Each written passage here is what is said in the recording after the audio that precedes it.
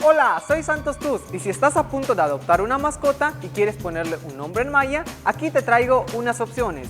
¡Vamos a aprender maya!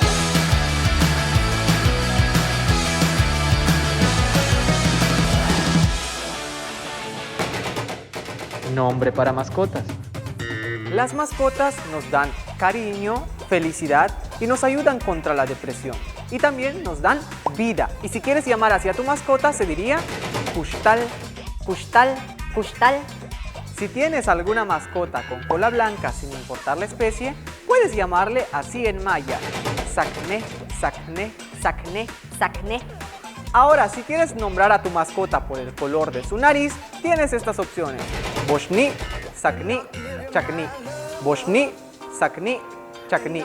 Hay mascotas que iluminan tu día como el amanecer y si tu mascota es tan especial para ti, puedes llamarlo de la siguiente manera.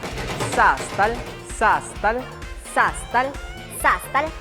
Y estas fueron mis recomendaciones para nombrar a sus futuras mascotas. Kosh Kanik Maya, Malo Kanantaba. Bueno, cuídate.